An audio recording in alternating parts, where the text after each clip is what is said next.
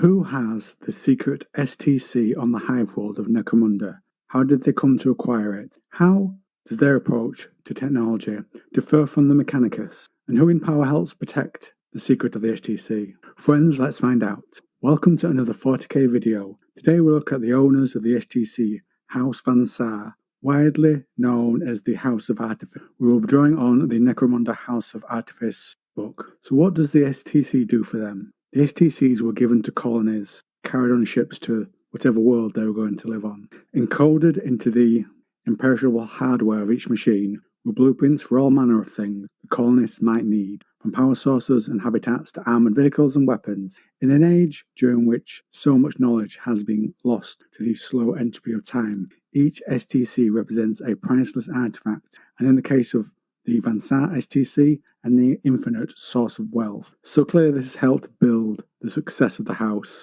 but it also holds dangers for those who use it, because the S.T.C is dangerously damaged.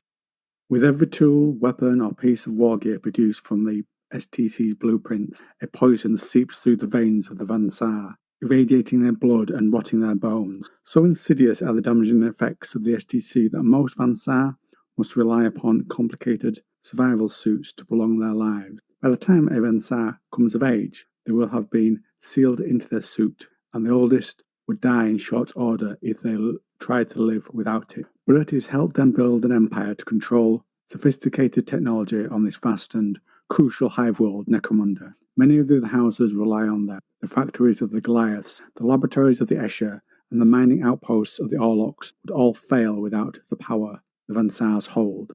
To give you a little more detail on that, House Goliath relies upon the Van Saar to repair their gene farms when the vats fail. House Delac needs the House of Artifice to create complicated sensory augments and anti-tissue rejection devices, though they never say what they need them for, while House Escher's manipulation of chems benefits from the intricate machines made by the Van Saar. It is a symbiotic relationship that extends throughout the hives, and one that Van Saar has leveraged for countless years to protect the secret of their S.T.C.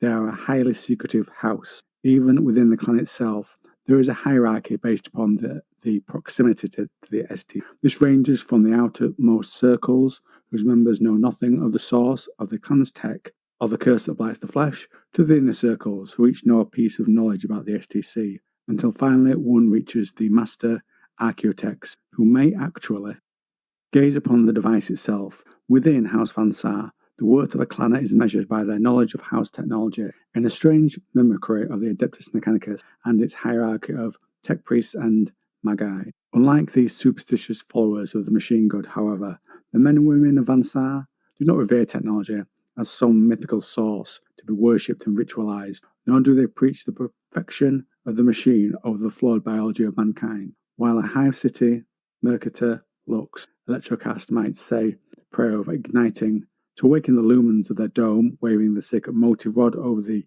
energy runes until they glow with power, Van Saar knows full well that they are just using an omni-tool to flick a power switch. So how do they hide this impressive level of technology that they produce? They pay a price to Lord Helmore, who is the top guy when it comes to Necromunda and the Hive City. Also, his house benefits from the sale of the goods produced by the Van Saar. Many of the tithes of the Hive world are paid. The Van Saar also keep advantage for themselves, keeping the best technology such as energy, weapons, shields, and armour. If there are rumours about where this great technology comes from, the clan builds up belief in a rumour that a lot of their tech is based on an ancient archaeotech find. So how did the clan and the S.T.C come to be on Necromunda?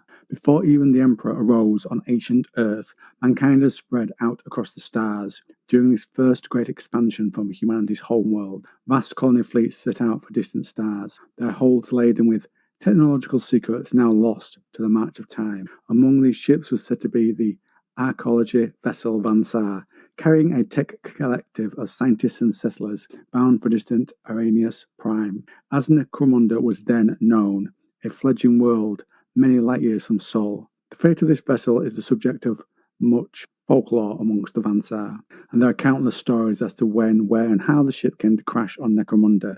Degraded vox recordings and hololithic logs, kept secret and sacred by the clan's archaeotechs, offer hints of the ship's fate, and clues as to the origins of the clan house, though a great deal of speculation on the part of the archaeotext is required to fill in the rest. According to the lore gathered by this inner circle of the house, Van Saar was both the name of the vessel and its chief technical officer. Perhaps he was so high up he named it after himself. I know I would. As the technical officer, it is believed that Van Saar held court over a congregation of techs, much like a priest and his flock. Unlike the tech priests of Mars, however, Van Saar did not worship some imagined machine god, but rather was akin to a god himself, versed in the technical secrets of the universe like no one before or after. A genius. It is thought that Van Saar and his crew were to transform Arrhenius Prime for its masters, perhaps creating some kind of paradise or tech collective of a kind only dreamt of in M40. Whatever the event of Van Saar's mission,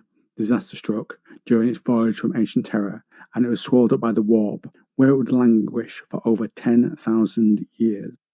And then, at some point in the 35th millennium, the vessel was disgorged from the warp and crashed in the ash wastes of Necromunda. Various records from the time describe a void ship falling to the wasteland, though at this time Necromunda was still a lawless place, only recently under the control of the Imperial House, and such occurrences were far from unusual. Here, the records of the Van Saar diverge, and it becomes unclear as to who first recovered or emerged from the wreck. Some say the first Van Saar were ash scavengers driven out from the hives who found the ship and its S.T.C, taking the name from the ancient lettering on the vessel's hull. Others, many archaeotechts among them, claim it was Van Saar himself who crawled from the wreck after having spent millennia in stasis. Those in power prefer this secondary theory, as it roots their lineage on Terra, the cradle of humanity. What is known is that for a time the Van Saar operated out of the wreck of this vessel, perfecting their understanding of the S.T.C and using the wonders it produced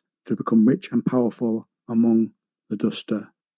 Families and outland tribes, scattered accounts from these first centuries of the clan's existence, tell of them as archaeotech scavengers and tech bazaar brokers, all sworn to keep the secret of the S.T.C, even as the Imperial House and others sought to uncover the truths they jealously guarded. The downed vessel grew into the centre for a thriving outland settlement, known throughout the great equatorial wastes as Junkertown. By the time of the 36th millennium, Junkertown was scrawled on nomad maps and road train routes alike. Even the noble lords and the clan houses of the hives acknowledging the existence of the lucrative trading town. Behind the outwardly ramshackle walls and sentry towers of the outpost, however, the Van Saar were building an empire.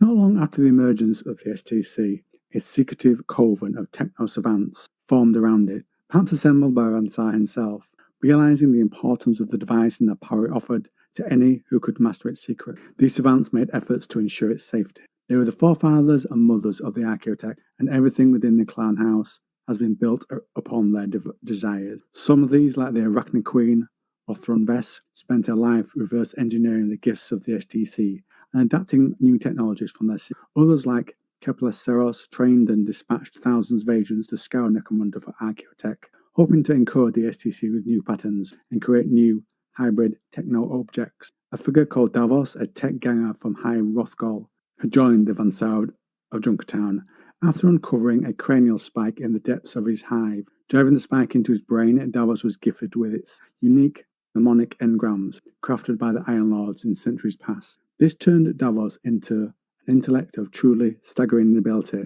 and under him the town thrived. Davos also began to address the issue of the exotic radiation that had plagued the Van Saar people since they first discovered the S.T.C. The first survival suits designed to extend their attenuated lives were made. Artificial organs and bio-augments were perfected to keep their bodies working, while the first circles of the architects were created, limiting those who could stand in the presence secret area near the S.T.C. While the influence of the House of Artifice had grown exponentially, Davos's true goal of sending the Van Saar back to their lost age, however, eluded. Later, when Davos vanished, the clan rose to take its place amongst the clan houses of Necromunda.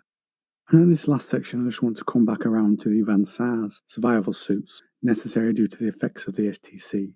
These complex garments help to regulate their wearers' bodies, even as they fail, pulmonary cleansers and aortic pumps keeping them alive. Most dangerous of all the effects is that their brains can be affected. The exotic energy breaking down the organ cells and robbing them of their most prized possession, their minds. To deal with this, most van Saar wear a neural purger, the spike-like device plugged into the base of the skull, acting as a shunt for dangerously irradiated cerebrospinal fluid. Such is the energy absorbed by the neural purge in the oldest van Saar that it can even begin to glow, resembling a coiling mechanical serpent writhing in the gloom of the under. And finally, just to really bet home how important the S.T.C. is to van Saar, there are 3 laws based around the S.T.C, and we'll go through them in this last section. 1. Architects must use the S.T.C solely for the betterment of House van Saar, except where it conflicts with the first law. The first law is, no architect may allow the S.T.C